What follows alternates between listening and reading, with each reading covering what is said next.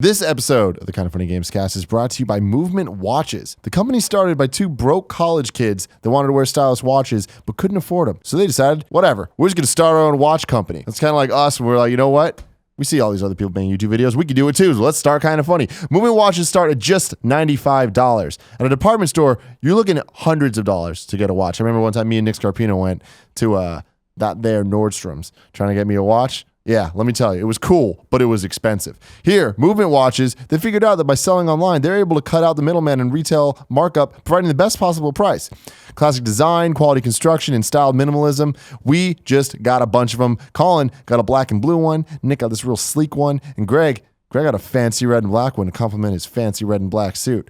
Now, over 500,000 watches were sold in over 160 countries. You can get 15% off today with free shipping and free returns by going to movementwatches.com. Now, you might not know this movement, it's MVMT. You've probably seen it before. They're kind of a big deal. So go to mvmtwatches.com/kinda and you can get 15% off today. Now is the time to step up your watch game. Go to mvmtwatches.com/kinda. Join the movement. See what they did there?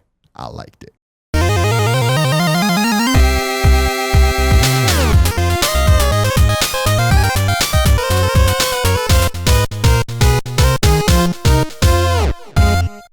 What's up, guys? Welcome to the first ever episode 88 of the Kind of Funny Gamescast. 88 miles per hour, bro. I'm Tim Gettys, joined by the coolest dudes in video games, Colin Moriarty and Greg Miller. Hi. Colin, I'm sorry you have to be here with us. Why? In general, I don't know. Just in between us. Fucks. Are we touching him again? Are we doing that thing? touch What him. did we do? What did we say last? We got in. What did we did something last week. We threatened him. We Was said, it him don't that we you threatened? fuck with us, you piece of I shit. don't remember. Pull each one of these Why beard hairs out one by one Why if we are you have picking to. on me? How you guys doing? Great. I'm fine, thank you. Good. What a day we've had. Is it? Has it been Eggs there? Benedict, dynamite. Yeah. It feels like it's like 4:30. I looked at it. It's a 1:50. Yeah. I'm like, holy crap. Feels like a lot's been done, but not much has been done. I've done a lot. There's been a lot of email stuff. So many I told emails. you about that Patreon thing you need to do. Things Are are you gonna happening. do a Patreon Yeah, thing? remember we got to do the little logo. Oh, we I got to already change did our it. logo. I Done. did See? it. There you go. You're That's right, how that's things done. get done at Kind of Funny. I did a We talked about podcast having a with fire fucking Miss potato man. Movies. Yeah, how'd was that go? fun. That was Go watch on her YouTube channel. Mm-hmm. Not called Miss Movies. Nope. Hit or miss movies. Branding problems Something right like that. there. Anyway, She might be very cool. coming to the Game Over Greggy show soon. Yeah, might be. That's a yes. She's coming to the She's Game Over Greggy definitely soon. coming. Thanks for Trying your to support on figure that stuff out. patreon.com/kindoffunny. If you want to support this show, you can go to patreon.com/kindoffunnygames. Get the show early. Or if you don't want to support the show monetarily, but do want to support it visually, View-wise, you can go to youtube.com/kindoffunnygames and watch it topic by topic, day by day, until the whole episode is distributed on YouTube and MP3 services on around the Fridays. globe. Speaking of that, please go on iTunes and rate, subscribe, do all that stuff. Really would appreciate it. We've been noticing in the top 10s, Gamescast has always been there. Now it's starting to get bumped to 11. I don't like that one bit. This fire team chat. More like suck my dick, friend. Guess what? Sean Finnegan, Yeah, Fran, fuck you, it's Fran on. And Sean. Y'all know it's Destin, you're cool. Yeah, Destin, we're totally fine with it. But the rest of you fucks, it's over with. We're coming hard now. This Destiny, It's like you feared Destin. this Destiny train isn't gonna fucking be on the tracks forever, if you know what I'm saying. All right, Choo, motherfucker. Except Thank you, Destin. You're cool. Yeah. Are we hiring Destin soon? Wait and see. Wait and see. Are we hiring Sean Finnegan? No. Never. No Fran fucking Mirabella, way. Any No. day. No Fran, way. please come. I'd love to interview you. You're welcome here anytime. What would you hire Fran Mirabella for? Anything. Anything? Anything. Oh, wow. Yes, Kevin's personal assistant. Fran's been doing a lot of twitching. He could be our Twitch guy. Yes, he could. He could. I hope that never happens. Guys, what have you been playing recently? Just to start off, get your blood flowing. Getting it percolating. Mm-hmm. I talked about it a little bit on PS I Love You. I went through with the man, the myth, the legend, Poe. Went to Chicago this weekend. Bought him a PlayStation 4 Slim. Housewarming gift, birthday gift. Overdue, if you ask me. And then immediately downloaded Overcooked. Downloaded my save. We went back at it. Because you remember, when Poe was out here visiting for the Weezer concert, we were balls deep, as Colin Moriarty would say, in Overcooked. And having a great time. We were getting really, really good at it. And then he left, and I'm not going to play alone. I didn't want to cheat on him with somebody else. I kept the save in pristine shape. Went to Chicago, downloaded it there. We played through that. Finished the Overcooked campaign there, the co-op campaign. Now I'm short.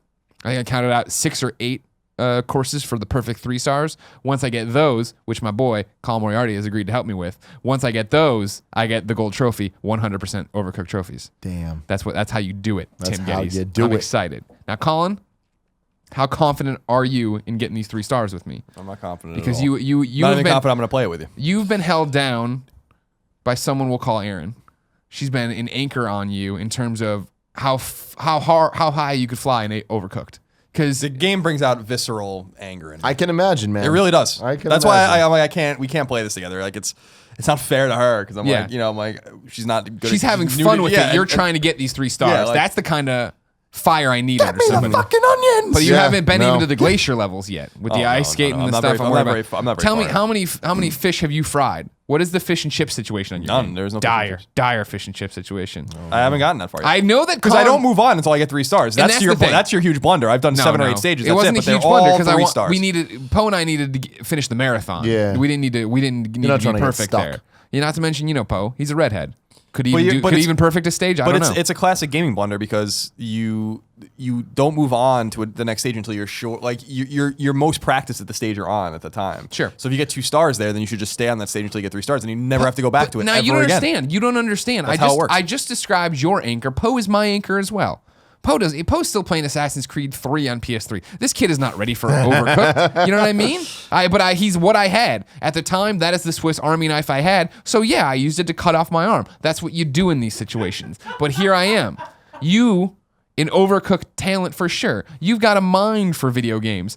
You're telling me That's what they Colin tell me. Moriarty can't assemble a burrito in Overcooked? He can assemble a burrito in Overcooked. I'm not worried about it. What do you do with the tortilla in Overcooked? Nothing. You just put it down. Boil some rice, cook the chicken or the steak, in the thing we go. Why don't they just the problem with Overcooked is they're just not efficient enough in the way that they're going about cooking. Like, why is it so complicated? Who built these kitchens? No one ever asks why the kitchen is built in a massive square where no one can pass With each those other. platforms Yeah, where you yeah, have you're moving platforms, ice all why over not the place. cut all the if you know you're gonna make a lot of mushroom soup, Yeah. then prepare the mushrooms the night before or that morning of, and then you yeah. don't have to run back to the Dispensary? the dispensary, Oh. and get the and get, hey man, I got I don't know if they munchies. actually I don't know if they sell mushrooms at the dispensary. I don't know that that's legal. Anyway, yeah, I'll be glad to help you when if and when the time comes that I'll actually help you. How's Came that? back from my Overcooked hiatus, dominated Overcooked. Excited to finish this off soon. Last night, jumped in, did Batman episode 1 because I needed to do my save. I've played episode 1, obviously. I host the Telltale show Yes. again. Take with a grain of salt. They don't pay me, but I host the Telltale show. Did episode 1 as a crowd play at Comic-Con. Had a good time. But then I never had my canonical save. You know what I Fuck mean? is a crowd play. A crowd play. We went so at Comic-Con. Sometimes Telltale debut new It's episodes. when Greg does a let's play at a meet and greet. Oh, okay. Oh, It's actually a really good Well idea. done. Well There done. was a few hundred people there watching me do it, and they all wanted Bloods. They all wanted Batman to be really mean and really angry. And I didn't. That's not my Batman. So I played no. through last night to set that up. Then I finally played episode 2 of Batman, the Telltale series. Blown away. I like Telltale episode 1. I enjoyed obviously, but then replaying any Telltale game, I'm always like, all right, like, oh, this is what's coming. I forgot this part. Okay, blah blah blah blah. There were also, of course, it's a Telltale game on a console. There were all these like. Everybody had an echo at one point, like they were talking in a cave. I was like, what the hell's going on? What sound effect was missing on episode 1. I was like, whatever. just keep making your games on the same engine. It's good. Episode 2, though, first off, worked well. I didn't have any glitches or anything like that. But then, really awesome story, a really great fight scene. It's one of those, I think, that they hit their stride in episode 2 of what they were trying to do in episode 1. It was shorter than others, but super enjoyable. Awesome choice at the end. It was that thing where when I tweeted about, like, the bar fight was awesome. That's not a spoiler. Don't worry. Somebody was all crybaby about that last night. Bar fight was awesome, and then it was like, and what a great final choice. Everybody, like all my responses were asking me which I chose, and I think that's a great sign of like how that's going to shake out. Awesome. Yeah. Then I played some Hot Shots tennis as well last night. We'll talk about that shortly, Greg. But first, I want to talk about something very near and dear to my heart. That's the Nintendo 64. 20th year anniversary a couple days ago here in the United States on that beautiful September 26th, 1996. How can you the forget? console made its way into our hearts if we lived in America. Came out in Japan June 23rd earlier that year. Now, it's one of those consoles where a lot of people have really, really, really fond memories of, like Greg Miller. And then there's a lot of people that I think kind of pick on the console a little bit too much, where it's fantastic. And It was the comparing fun machine. It was the It fun said machine. on the It box. literally on the box said the fun machine. And like, I think that they kind of gave people what they said they would. Yeah. A lot of fun to be had. They delivered on the that promise of the Nintendo fun machine for 64. sure. Recently, because of this anniversary, I've seen a lot of things on the internet, a lot of pictures, a lot of memes, and people were posting old advertisements where it was like Toys R Us things of how much it cost, and it's crazy to look at. Like the N64, like at the thing I was looking at, it was like $150, and like some of the games were 40, some of the games were like 70, and it's just crazy. There was such a range, and like that's half the console if you're getting some of the latest WWE game was like super or WWF. Was expensive. Then. But it was worth it. But yeah, so I was kind of looking into it and like reading through NeoGAF and looking at everyone's kind of memories and stuff. Were they haters or were they having fun with it? Oh, they're having great fun with it. Okay. But I appreciate them because they kind of tend to talk about the more underrated or less talked about games. Like obviously we know about Mario 64 and Ocarina of Time, Majora's Mask, like all this stuff. But do we know about Tom Clancy's Rainbow Six? I mean, it was awful. That's the things. Yeah, N64 also known for a lot of questionable ports of games that were better on other systems due to the limitations of what it had. But I kind of just wanted to talk about it for a while. I feel like this might be, depending on how it goes, one topic or two topics. Whoa. Yeah. This could be the bloated fish, as they call it. The bloated fish. The bloated fish. Depends on how much you want to be a hater, Greg. I'm not gonna be a hater at all. I love my N64. Don't do that at all. No, I mean N64 starts. When I put it on my Christmas list one year early on. Gave the Christmas list to Mom, and she said, "N64, you've always been a Sega kid. Don't you want that new Sega Saturn?" And I said, "You're right, Mom. Yeah, I want the Sega Saturn." She bought me a Sega Saturn. Almost drove me out of video games. And then eventually, I went to high school. And when I went to high school, that was right as N64 was really hitting its stride in terms of multiplayer stuff that I would care about, right? I was just back into wrestling or getting back into wrestling when the Attitude Era was just starting. And they had the WCW versus NWO game was out, and nobody would shut up about how amazing this game was. And you'd go play it at somebody's house, and you're like, holy fuck, this is great. And then GoldenEye. And then getting it for whatever Christmas it would have been years later. Getting it for a Christmas, having Mario 64. That's the one that's like seared in my memory of a cold Chicago December where it's just bleak and terrible outside and there's snow on the ground out there. It's snow and I'm fucking mama penguin losing his baby penguin. No, I'm talking, but you're with me. No, I'm joking. Yeah. Well, no, that's what it was though. Is that I remember those are intrinsically linked. Sitting on my bed in my pajamas that I probably got for Christmas. My bed was pushed right up to the window that looked out on our backyard, and the snow falling there while I played the snow level or the Arctic level, whatever, in Mario 64. And sliding down and trying to get all the coins in the perfect succession, seeing the penguins and all that stuff. And that's one of those memories of like, fuck, that's awesome. But then N64 goes on to really, I feel, define my high school experience, where I got it early on at the urging of Mike O'Brien, and then that was the thing where that solidifies that group of high school friends, because I'd been with Poe and all those idiots from kindergarten through 8th grade, and then you go to high school and you meet new kids and you're looking for that new connection. And for me, it was the N64, it was WCW, NWO, and then the talk of how amazing WrestleMania 2000 was going to be, and then GoldenEye, and then seeing that Smash Brothers commercial for the first time, and being like, what is this going to be? Yeah, and then getting that game, and then it was like such a bonding experience for these new friends I had met in high school, where every Friday night, before we had licenses or whatever, school would end and Mike's mom would pick us up and we would drive out there and we would get slices of Sir Nick's pizza for dinner and some Dr. Peppers and go home and play N64 in his basement, watch ECW, and then play more. And I wouldn't come home till like Sunday. It was like that really weird thing that I didn't have before, because there were those sleepovers obviously in junior high or whatever, that like the big blowouts or whatever, but not like a full weekend long usually for me. And then not with that degree of independence where it was like you're in high school, especially when people start getting cars, right? Of just like call your parents, like, I'm not coming home, don't worry about it. Okay, no big deal, you know what I mean? And we would sit there and just play these games till our eyes bled, and we made a Smash Brothers Championship belt, and we were so into it. And it was all, I feel, based around that N64 and the fact that it was 4-player and it was easy to jump into, and I had a blue controller that I carried with me because it was my controller and that's the one I wanted to use and that's what I wanted to play with. And then even getting to, since it was the system that not that I feel like you had to baby other consoles, right, or whatever, but N64 was this durable motherfucker that I would toss in a backpack, right? And like when I was in plays in high school, when we were like, leading up to it and you're there for like 8 hours after school, bring it there, and then we would take over the Spartan Theater, which was like a projector this size where everybody would just be there, and then the teacher would know to come in and be like, all right, we need these people for the next scene or whatever, then we'd all leave, but we'd be in there and we'd be playing GoldenEye on this giant screen. Be playing I mean, that's kind of the thing, is like that generation, like there was the Saturn and the fortunate people that got that. But then there was the PlayStation and the N64, and it really kind of just splintered between. Both had amazing games, but the PlayStation was RPGs, which the N64 had. Yeah. None of any real consequence, and N64 was multiplayer games, Right. And PlayStation had a couple. It had like Twisted Metal. that It had the fun, Crash Team Racing, things like that. Yeah. But it, was not known for its multiplayer games. 100%. Whereas N64 is like unrivaled. Yeah. Even that goes all the way from Mario Kart and Smash Bros. And the millions of first party games that they made down to like other weird things like Snowboard Kids. Or or the WWE games and stuff like that, where it was really just fun, quirky, like the Pokemon Stadium mini games. Like there's so many. Every game was thinking about multiplayer as like the couch multiplayer experience, which back then was just that's what video games were. Yeah. I really liked N64.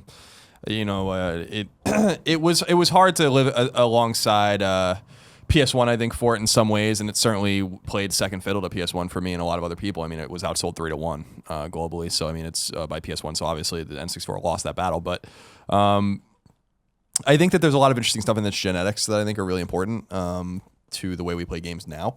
For all the things it did wrong or all the weird things that I think it did, the backwards kind of looking things that I think it did, the cartridges, for instance, I think were a huge mistake and lost them a lot of support from a lot of third parties. That's why you didn't have role-playing games from Square on there. Why would they do that, when they can put Final Fantasy VII to their vision on a few discs would never fit on a cartridge unless the cartridge had like a $500 chip in it or something like that. So, and I'm making that up, I don't know. But N64 had a great, which I think is in contrasting the PS1, I think had a great first party ecosystem. We weren't really worried or thinking too much about Sony owned games or whatever. We looked at Sony games as things like Spyro and things like Crash, but these weren't even made by Sony owned studios, nor were they published by Sony. So it's like that ecosystem didn't really exist in the way we know it now until really the PS2 era started getting going. They had Japan Studio and all these kinds of things and Polyphony making games, but that wasn't really the onus on PS1 as it was on N64. So to me, N64 was the secondary console that I had sitting alongside my PS1 on my shelf. And when something came along that I wanted to play, I played it on N64. But most of my time was spent on PS1. I agree with you guys that the multiplayer aspect of it was really cool. And that was one of the things that really, when I think about my N64 memories, of which I have many of those memories are of playing the games we've beaten to death already. GoldenEye. I've told the story before about how we only had 3 controllers, so the person that lost the match had to use a steering wheel to play, and you got really fucking good at playing GoldenEye with a steering wheel and a pedal. We worked around those kind of limitations. I think the expansion pack was really kind of brilliant. I know that some people were mad about it, but the idea of that was really a modular console. And I thought that was pretty cool too. It was frustrating for some people. My friend in high school borrowed, when I was a senior, it was like 2002. I wasn't playing N64 anymore. I remember him borrowing my expansion pack so he could play Majora's Mask. Never got it back. So thanks for that. How will you ever play Donkey Kong 64 again, Colin? Never. I'll never play Donkey Kong 64 again. So don't worry about it. We didn't even talk about the Zeldas. So my earliest memory of it, apart from playing it in those early days, was the anticipation of Quest 64. So to your point about role-playing games, PS1 absolutely dominated, and is easily the most dominant JRPG system in existence ever. It will never be surpassed. SNES was like the lead up to the PS1, which was just every week, man, there was something coming out. Even if it was so amazing for someone like me who loved those games. Quest 64, I remember in the summer of, God, what was it, like 97, 98, something like that. We were anticipating this game, which ended up being garbage because it was just a role-playing game. We're like, we're going to get a role-playing game on the console. And then really what I remember about it is summers at my friend Corey's house, who's still a buddy of mine today, on Long Island. He played Mario Kart and Mario Party and all these kinds of things and go in the pool. Or, we didn't really play wrestling games or anything like that. We weren't really into that. But and then the Zeldas, I think, are really the touchstones. I think Ocarina of Time in '98 and then Majora's Mask, which was made very quickly and put out in 2000, I think are the touchstones. And I think Majora's Mask is if you were to make a top 25 list of games, I think it's one of the best games of all time. And I really kind of just in a nostalgic way kind of tie that console to some really great memories, both single player and multiplayer, but really to friends I had I think people overblow N64's catalog of great games. I don't think it has an amazing, like there's a huge group of amazing games. I think it has a really good core group of games that stuck and that are really important to gaming. But also the N64 hardware itself having 4 controller ports, I think was really cool. Something they tried to start doing with the multi-tap on SNES, so they understood what the console was made for. This also sells more peripherals and all that kind of stuff. The Rumble Pack, I think, is really important. The way you held the controller, the use of something that is not a D-pad was really kind of foreign to everyone, unless you were playing on certain... analog stick in general, like. Yeah, I mean, I'm saying unless you were, what I was going to say is unless you were using like these weird quirky PC controllers and stuff, that might have been new to you because I had one of those. But, and I don't know why, because I was playing like Yoda Story or something. But, but you know, I remember getting the N64, like holding the N64 controller for the first time and being like, why don't you hold it like this? And I hated the N64 controller. I think it sucks. But there's a lot of interesting things in the genetics of that controller that I think are very important for radio, including the rumble and including the analog stick. So we owe them a great kind of debt for this console, and I think it's well remembered for a good reason. I just think that, you know, the PS1 obviously, you know, frankly shits on it, but that's from a game, that's from a dirt, like just an incredible catalog of games. There are many more great games on PS1 than there are on N64, but I think when you put them next to each other, they were great complements to each other. Yeah, exactly. And I don't think you could have a really full experience without having them both from 96 to 2000 or so. I don't think you could have this amazing experience without really playing both of them. Yeah, that's. I think that was really cool. So they had their exclusives. They really did have. Unlike today, where you have a few big ones, there really were big exclusives on both of them.